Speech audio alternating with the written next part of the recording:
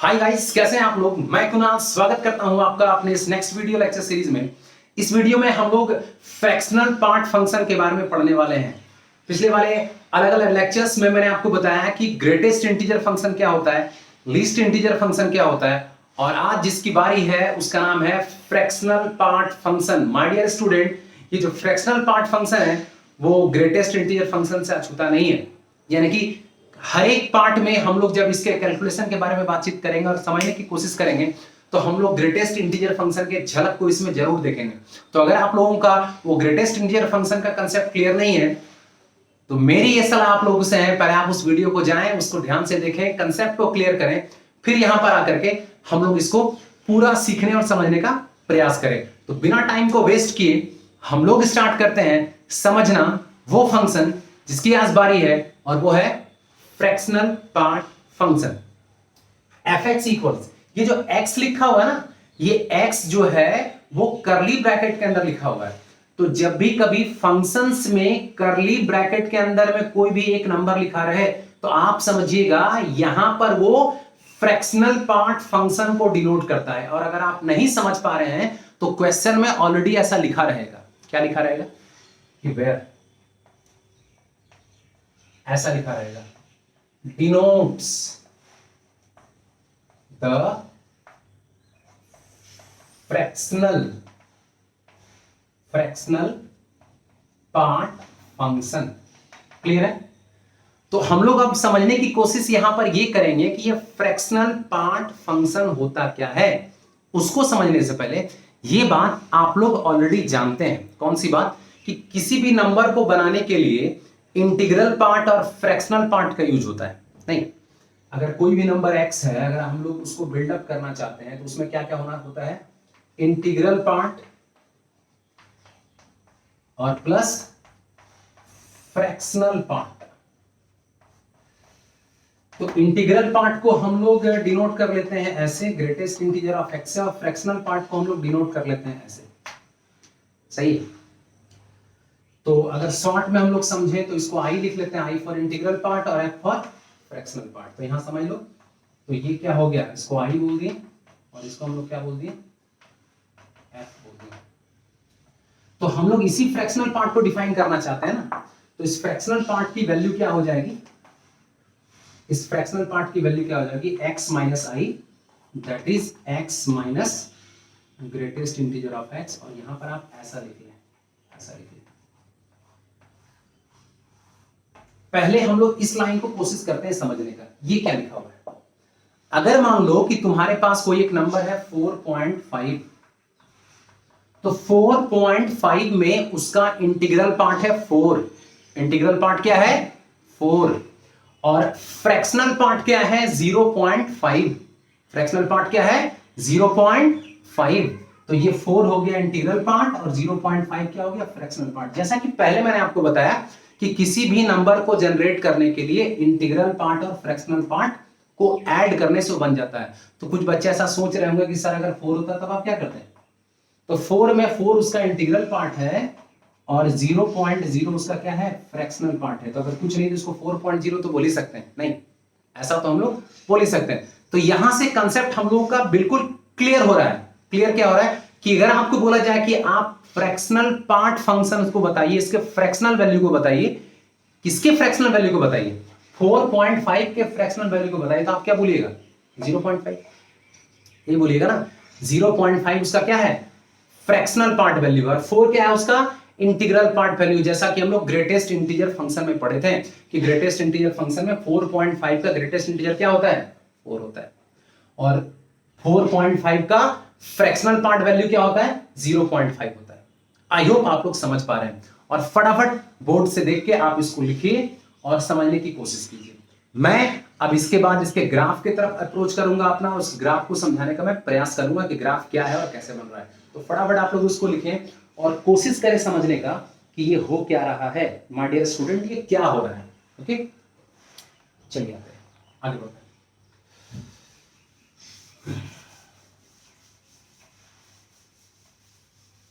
ये जो fx equals मैंने लिखा है यहां पर x, जिसको करली ब्रैकेट के अंदर लिखा।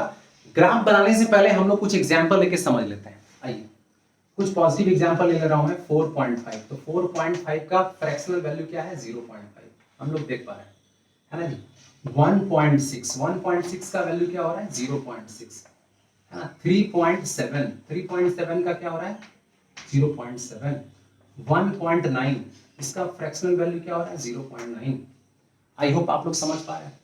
अगर यहाँ पर सिंपली 4 लिखा रहे तो इसको डेसिमल के बाद कुछ नहीं है तो 0, है ना। सिंपली अगर 2 लिखा रहे तो 0। तो कुछ पॉजिटिव रिजल्ट को आप लोगों ने देख लिया, कुछ इंटीग्रल वाले रिजल्ट को देख लिया, कुछ नेगेटिव रिस्पॉन्स को भी देख लेते हैं।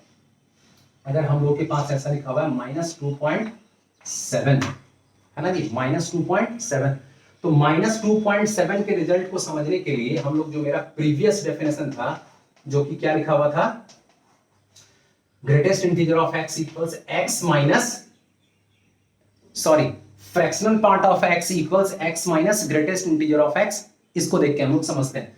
तो यहां से x के प्लेस में हम लोग क्या लिखेंगे? -2.7 minus of greatest integer of -2.7, सही है। ये हो गया -2.7, और इसका ग्रेटेस्ट इंटीग्रल वैल्यू क्या होता है? -2.7 का ग्रेटेस्ट इंटीग्रल वैल्यू क्या होता है? क्या होता है? -3। तो हम लोग यहां लिखेंगे -3, तो -2.7 + 3 दैट इज 0.3। तो यहां पर कुछ अलग देखने को मिल रहा है। मतलब जब भी कभी नेगेटिव नॉन इंटीग्रल नंबर का हम लोग क्या फाइंड करेंगे? फ्रैक्शनल पार्ट वैल्यू फाइंड करेंगे। तो कुछ नहीं करना है, आप इसको क्या करेंगे, ये जो -2.7 है इसको आप 3 से ऐड कर देंगे, देन यू विल गेट 0.3। देख रहे हैं ना, 3 से ऐड कर दिया, 0.3 आ गया। समझ पा रहे हैं? ठीक है ना जी। तो एक और एग्जांपल मैं ले रहा हूं, -1.6।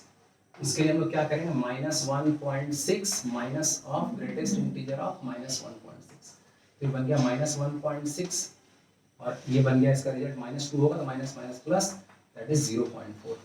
तो हर एक कंडीशन में हम लोग क्या देख पा रहे हैं? जो फ्रैक्शनल पार्ट वैल्यू है, जो फ्रैक्शनल पार्ट वैल्यू है वो हमेशा 0 और 1 के बीच में लाई कर रहा है।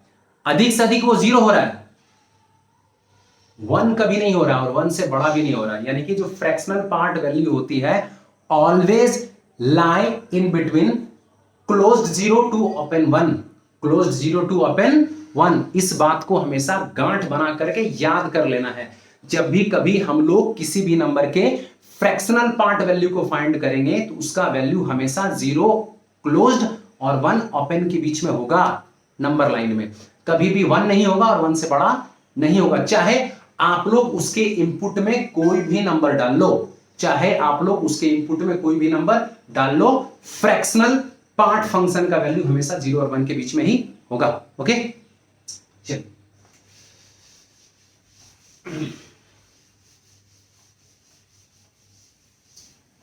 नेगेटिव नंबर का एग्जांपल मैंने लेके दिखा दिया। आप पॉजिटिव नंबर का एग्जांपल खुद से लेके देख सकते हो, जैसा कि डायरेक्टली मैंने आंसर लिख दिया था। अगर फिर भी आप लोग को परेशानी हो रही है कि इसके वैल्यू को हम लोग 0.6 कैसे लिख दें, तो आप लोग यहां पे समझ जाइए इसको देख के।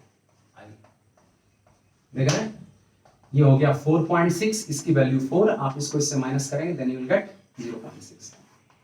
ठीक है जी। तो पॉजिटिव नंबर लो चाहे नेगेटिव नंबर लो, इस डेफिनेशन से आओगे तो कभी भी अपने आंसर को गलत आप लोग नहीं कर पाओगे। Always you will get a right और correct answer over here. Okay, next चलिए जी ग्राफ की तरफ मूव करते हैं, और ग्राफ हम लोग को क्या बताता है वो देखते हैं।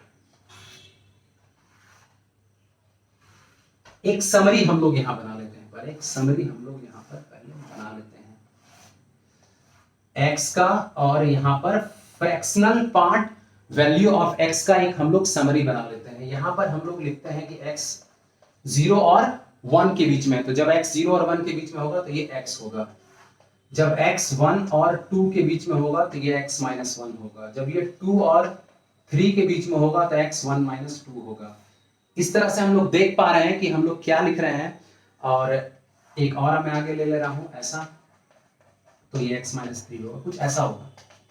इस पे हम लोग ग्राफ बनाएंगे। जैसा कि मैंने पहले ही आप लोगों को बताया कि इसका वैल्यू कभी भी 1 से बड़ा नहीं होता है, तो ग्राफ कभी भी 1 के आगे नहीं जाएगा।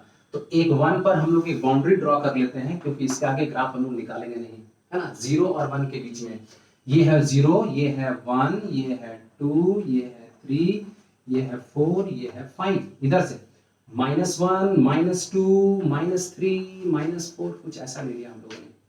ये ग्राफ ऐसा बन गया, ये इसको टच नहीं करेगा, सही है।